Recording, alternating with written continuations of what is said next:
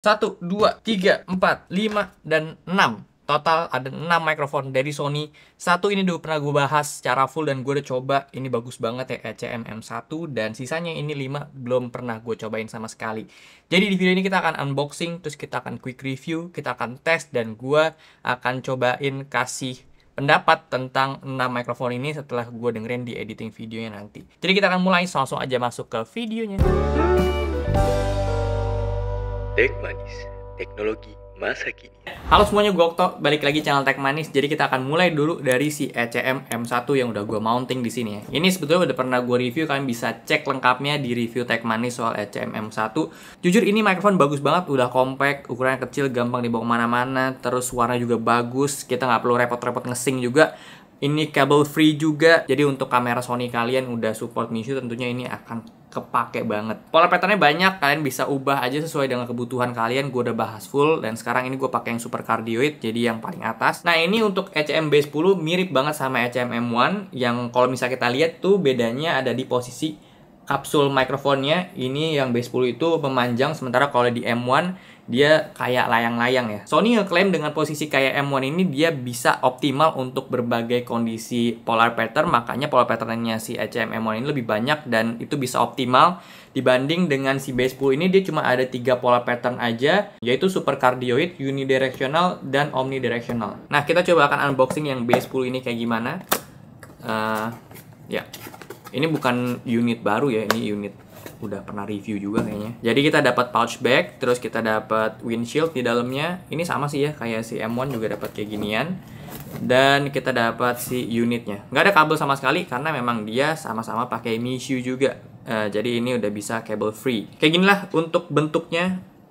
Mirip banget sama si M1 ya. Cuma bedanya semua dialnya si B10 itu ada di belakang sini. Yang pertama, kita bisa pilih sinyal inputnya mau digital atau analog. Ini beberapa kamera Sony kayak ZV-S1 itu udah support digital, sementara A6400 yang gue pakai untuk Errol itu belum support, tapi tetap bisa pakai dengan kita pindahin ke analog. Terus di sebelah kanannya kita bisa lihat ini untuk ubah polar pattern, ya ada 3 ya. Jadi yang paling atas itu super cardioid, yang tengah unidirectional, dan paling bawah itu omnidirectional. Ini bisa disesuaikan dengan kebutuhan kalian.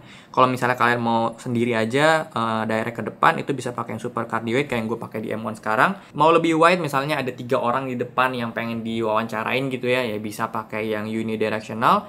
Atau mau lebih wide, si kameramen juga bisa dapat suaranya, bisa pakai yang omnidirectional. Nah terus dia juga ada filter untuk noise cancelling dan low cut. Gue selalu pakai off aja. Terus ada attenuator juga. Ini ada 0, 10 sama 20 dB. Gue selalu pakai 0 juga. Audio level ini gue selalu pakai auto karena gue udah nggak worry lagi untuk pakai auto. Ini bener-bener bagus banget. Yes, ini udah masuk pakai B10. Gimana perbandingan dengan si ECM M1 yang ini tadi di awal kita udah pakai. Ini gue kondisi nggak pakai windscreennya dia. Dan ini gue pakai settingan super cardioid, nggak pakai noise cancelling, low cut juga nggak pakai, jadi off aja. Untuk audio level juga gue pakainya auto, dan gue pakai digital inputnya dia. Pertanyaan terbesar gue antara kedua mikrofon ini adalah soal jaraknya. Jaraknya itu lebih jauh B10 atau pakai M1, karena logikanya dengan posisi kapsul mikrofon yang lebih panjang kayak gini ya, si B10 harusnya bisa lebih jauh ya. Cuman ya kita coba aja. Ini gue ngomong segini, suara gue kayak gimana. Dan sekarang gue mundur lebih jauh lagi, gimana suara gue ini pakai mikrofon ECM B10. Ini gue pakai yang unidirectional, jadi akan lebih lebar lagi untuk pickup suaranya, yang mungkin tadi cuma segini jadi segini. Ini enak kalau misalnya kita wawancara orang, satu orang posisinya ada di sini, ini akan jauh lebih kedengeran. Dan orang satunya juga ada di sini, ini akan lebih kedengeran juga. Tiga-tiganya bisa lebih kedengeran dibanding kita pakai yang super cardioid gitu. Nah, omnidirectional sekarang. Ini yang tadi gue bilang ya, omnidirectional harusnya suaranya itu akan lebih ketangkep ke semua arah, semua sisi. Cuma gue nggak tahu nanti kualitasnya tuh kayak apa, apakah lebih stabil atau enggak.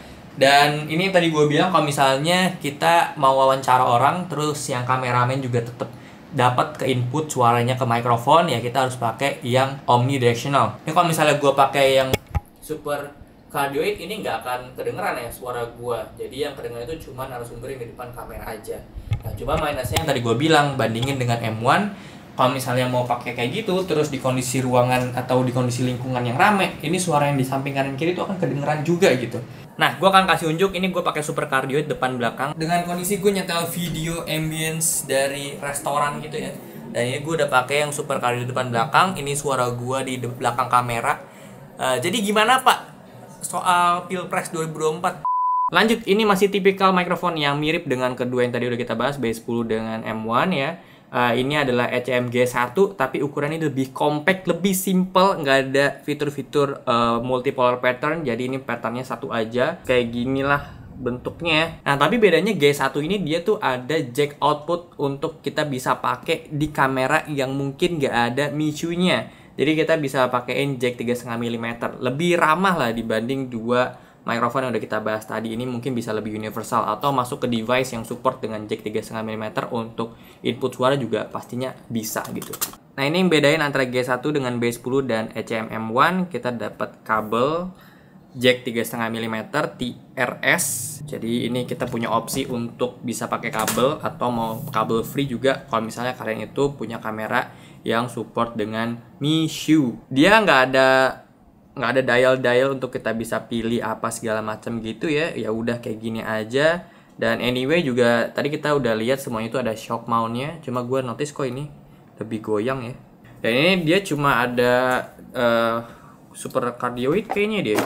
Ya betul, dia cuma ada super cardioid aja. Oke, kayak gini lah untuk ECM G1 suaranya. Nah gue ngerasa ini mungkin jaraknya akan jauh lebih deket ya dibanding pakai B10 atau M1 karena kapsulnya dia posisinya tuh ada terlalu ke belakang gitu ya, lumayan belakangnya lensa atau hampir sejajar dengan body kamera gitu. Sementara untuk B10 dengan M1 tadi kan agak maju ya mungkin itu akan mempengaruhi jarak juga. Tapi again gue nggak tahu, nanti akan gue coba tes dulu ya. Ya kayak gini lah untuk si G1 dengan pakai MISU. Gue nggak bisa pilih input digital atau analog juga di sini. Jadi ini benar-benar compact, simple banget, tinggal kita colokin tanpa mau gonta-ganti apa gitu ya, udah gini aja si mikrofonnya. Dan ini gue coba agak mundur, sorry guys. Gimana suara untuk si G1? Ini langsung mounting ke kamera pakai MISU ke Sony ZV-E1 guys. Nah ini untuk noise-nya kayak gini, gue setel video YouTube lagi, ambience dari cafe kayak gini lah. Gue ngomong menurut kalian jelas atau enggak. Jadi kita akan cobain pakai ini nanti inputnya ke 3,5 mm. Gue nggak colok ke MISU-nya, jadi langsung colok aja. Harusnya sih ini udah dapat power dan udah bisa input. Apakah suaranya beda atau enggak? Yes, kita akan coba. Ya, bisa. Ini ke input. Ini punya opsi untuk kita pakai kabel jadi ya. Kalau misalnya mikrofon kita, kalau misalnya kamera kita nggak support MISU, ya bisa pakai opsi kabel gini. Jadi ya sedikit konvensional. Jadi antara gabungan konvensional dengan modern ya. Bisa ada dua pilihan lah. Oke, lanjut. Ini dua mikrofon yang sebetulnya harusnya dikombinasiin akan jauh lebih bagus, lebih mantap ya. Jadi yang kanan ini ada lavalier atau bisa bilang clip on lah ya. LV1, ECM LV1, dan ini untuk ECM W2BT. Jadi ini wireless mikrofonnya punya Sony. Gitu. Kalau gue lihat sih di sini ada satu receiver sama satu transmitter. Nah, dari apa yang gue tahu ya, si W2BT ini receivernya bisa kita jadiin mikrofon juga. Jadi ini bisa kepake itu untuk model wawancara dua arah gitu ya. Campersnya ngomong dan pengen ke input, dan si subjeknya juga bisa ke input gitu. Nah ini bisa dikombinasiin sama si lavalier. Jadi ini bisa dicolok ke transmitternya, si lavaliernya ini. Jadi colokin terus misalnya si transmitter ditaruh di kantong gitu, di belakang, di saku belakang. Ya ini jadi kelihatan lebih mantep gitu, lebih clean. Ini isinya ada dapat pouch bag lagi, jadi mantep. Anyway kita dapat kabel USB, micro USB to USB A, dan dapat kabel TRS jack 3,5 mm. Oh ya ini tuh jelas ada baterainya. Cuma gue bingung deh, masa receivernya ada baterai juga di sini kalau gue baca. Nanti gue akan confirm ini benar atau enggak ada baterainya. Yang jelas si transmitter ada baterai, kekuatannya itu 9 jam ya untuk transmitternya ini. Dan di sini tertulis kalau pakai MISU itu bisa sampai 18 jam. Gue nggak tahu itu receivernya kah atau combine gitu. Ya, jadi emang bener ini ada baterainya. Tadi gue udah ngecharge kurang lebih 1 jam ya kayak gue ngecharge, terus dia udah penuh, udah nggak ada indikator charge lagi di sini. Jadi sini ada 2 LED. Kalau kalian bisa lihat ada link sama charge dan power. Gitu. Jadi ini untuk indikator. Kalau link itu berarti artinya dia akan connect antara receiver dan transmitter. Dan ya kayak gini lah untuk receivernya dia. Jadi ya kayaknya ini mikrofon ya. Jadi yang tadi gue bilang ada fitur untuk dia bisa record via receiver juga. Caranya ini ada beberapa dial di kanannya dia yang kita bisa ubah. Ada tulisan receiver. Ini kalau kita ke receiver, ini artinya mikrofon itu cuma dari receiver doang, tapi kalau mix itu artinya dua-duanya. Misalnya kita nggak pakai misunya dia, ini kita bisa colok mic out, jadi ke kamera yang nggak support misu. Kita colokin, dan tapi kita harus pilih yang analog. Digital itu untuk kamera kita yang support misu, itu digital bisa, analog bisa. Jadi tergantung kamera juga. Yang gue bilang, kalau Ana 1400 itu pakai yang analog, tapi kalau yang ZVE1 ini udah bisa pakai digital. Jadi kayak gini untuk kualitas suara dari mikrofon Sony W2BT. Ini gue ambil dari transmitternya atau dari mikrofonnya wireless, dan jaraknya segini. Ini gue pakai yang mic only ya, jadi yang receivernya itu nggak nangkep suara. Ini di sini gue tadi pakai attenuatornya itu di 10 dB, sekarang gue matiin ke 0 dB, dan hasilnya kayak gini. Ini kita bisa colok. Gue nemuin satu kendala di W2BT di mana suara itu picking banget. Jadi setup gue kemarin itu pas gue syuting A-roll itu pakai di 0 dB attenuatornya, terus koneksinya itu pakai Misu ke ZVE1. Dimana kalau kita pakai Misu itu kita nggak bisa atur audio levelnya di kamera, jadi ya itu benar-benar tergantung sama mikrofonnya sendiri. Nah ketika gue coba attenuator di 20 dB ini suaranya jadi lebih aman ya, nggak sampai picking banget, tapi gue masih bisa denger noise di sini. Gue live monitoring langsung colok ke kamera dan hasilnya kayak gini. Nah ini kalau suara dari receiver only, jadi suara itu ngambil ke belakang kamera. Cek ini mode yang mix, jadi receiver juga nangkep, mikrofon transmitter juga nangkep. Gue coba untuk colokin langsung aja ya ke sini, dan kita coba mau dengerin hasil dari lavalier gimana. Oke, ini udah masuk. Ya. Jadi kayak gini untuk suara pakai lavalier mic-nya LV1 di-combine sama W2BT. Jadi ini wireless ya. Gue record itu pakai ini, gue kantongin. Dan ini masuk dari sini. Jadi kalau misalnya gue mau syuting sambil ngapa-ngapain gitu, sambil misalnya, ya ini setup tour kita kali ini ya guys. Jadi di sini ada sebuah setup di sini. Ya, jadi gue akan dengerin nanti untuk kualitas audio gimana. Tapi kalau gue lihat sini rapi banget ya. Noise-nya kecil, terus powernya dapet, vokalnya mantep. Harusnya ini akan bagus. Dan kelihatan LR-nya di situ jadi beda ya. Stereo kanan kirinya. Dan oh ya by the way ini kita bisa pakai windscreen-nya juga, cuman gue nggak mau pakai karena kegedean. Ini mungkin kalau di luar bisa kepake. Ya ini nggak 200 meter, yang jelas harusnya nyampe segini. Ini pakai yang mic only. 1, 2, 3. Ini jaraknya mungkin ya belum 100 meter lah ya. Gue nggak tahu, gue akan ngomong aja terus. Pokoknya akan sejauh apa, sejauh mungkin pokoknya gue akan jalan.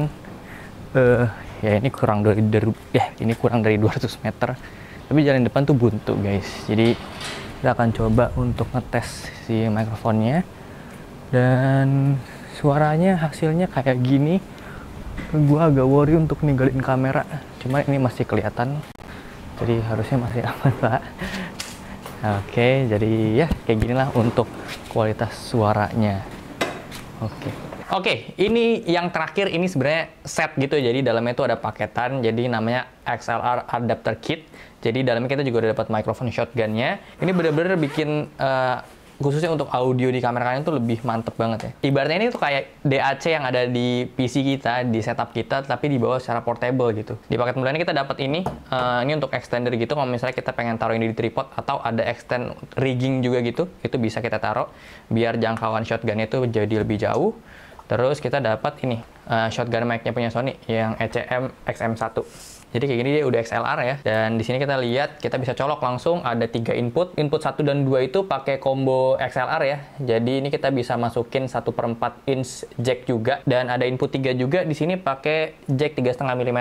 Nah, ini untuk panelnya dia, ini kita bisa atur masing-masing input tuh ada aturannya. Nah, menariknya di barang sekecil ini dan seportable ini tuh udah ada phantom powernya yang bikin mikrofon kita itu udah nggak perlu pakai baterai lagi. Untuk mikrofon shotgun kan biasanya kita harus colok baterai kalau mau input ke kamera pakai 3,5 mm-nya. Tapi di sini udah nggak usah. Kita udah bisa pakai XLR aja, terus nyalain phantom powernya. Ini udah bisa ke support input 1, input 2 pengaturan sama, dan bahkan kita bisa link untuk volumenya dia. Nah, terus ada pengaturan untuk low cut, ada 100 Hz, 300 Hz yang di cut, dan sama input 1, input 2 bisa kita kasih low cut. Dan input 3 itu cuma kita bisa atur volumenya aja, bisa auto, bisa manual. Untuk di samping kita bisa pilih untuk digital atau analog input seperti yang sudah kita bahas dari tadi.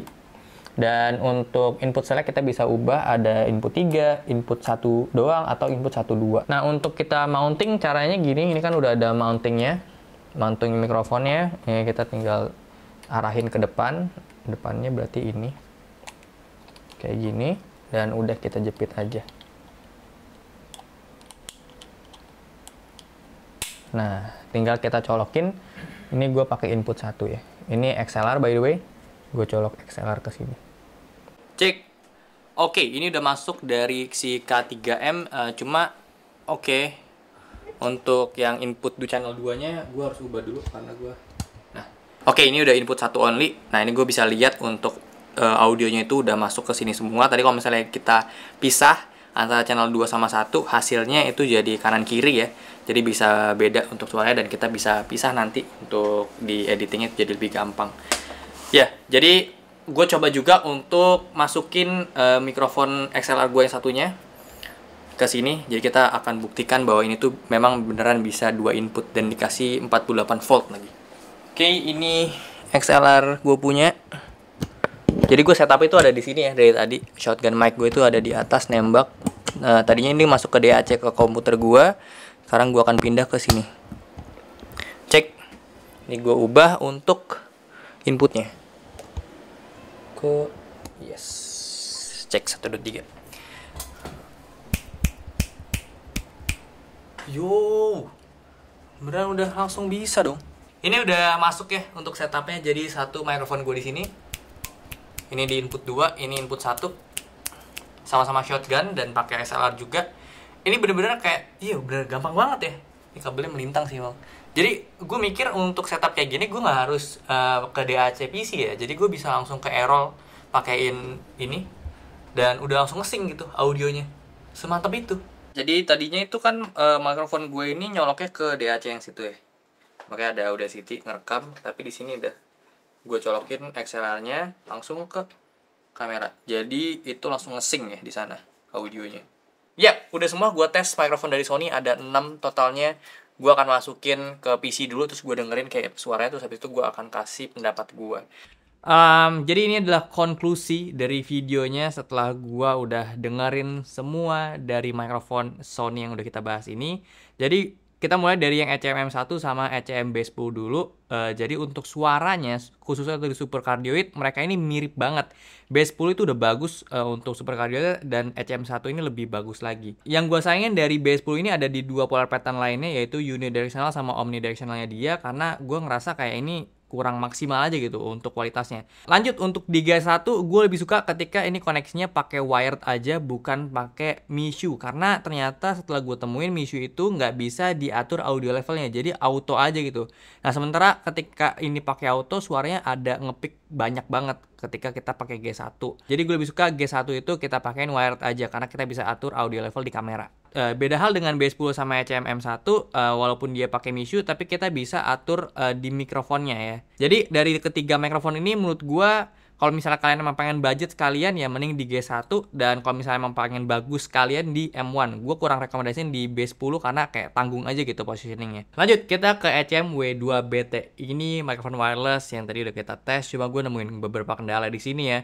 Dimana ini kan receivernya dia pakai MISU, dan tadi gue udah bilang MISU itu kita nggak bisa set audio level di kamera, jadi kayak auto gitu. Nah sementara untuk di receivernya dia tuh nggak ada pengaturan untuk audio level, beda dengan kayak ECM1 atau B10. Jadi kayak udah auto aja, dan akhirnya gue menemukan hasilnya itu kayak gampang banget picking suaranya, kayak pecah gitu.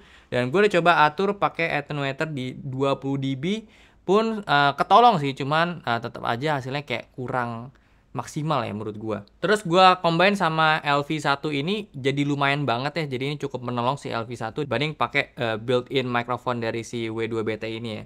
Jadi ya kombinasi ini menurut gue udah lumayan bagus. Enak sih W2BT ini tuh ringan banget, jadi kalau kita pakai ini gampang aja. Mau jepitin ke baju jenis apapun menurut gue ini akan aman. Dan terakhir itu adalah XLR K3M. Ini bener-bener super kepake banget, dan bahkan audio yang sekarang kalian denger itu gue pakai si XLR K3M, tapi ternyata gue temuin settingan terbaik gue untuk saat ini, dimana gue nggak pakai auto levelnya dia. Jadi gue set itu ada di level ketiga ya, jadi gue bikin manual. Ini gue input pakai mikrofon shotgun yang gue punya, colok ke channel 1, dan ini bener-bener praktis banget. Gue nggak perlu pakai setup PC atau nyediain laptop untuk rekam shotgun mic gue ke DAC dan input gitu-gitu. Jadi ini bener-bener simple, udah tinggal colok ke kamera dan audio juga udah nge-sync sama video. Favorit gue jadi udah ada ECM M1 kalau misalnya kita pengen lebih ringkes. Cuma kalau pengen lebih maksimal, agak sedikit ribet setupnya, ada si XLR K3M ini. Ya, jadi semoga kalian bisa kebantu untuk menentukan mikrofon jenis apa yang cocok sama kebutuhan kalian. Sony udah kasih kita berbagai macam lininya ini yang menurut gue bisa kalian pilih aja. Jadi untuk semua harga link produknya itu ada di description box. Kalian bisa cek detailnya kayak apa di situ. Jadi ya mungkin segitu aja untuk video kali ini. Thank you banget udah nonton. Kalau suka boleh share dan subscribe. Gue sampai jumpa di video selanjutnya. Terima kasih.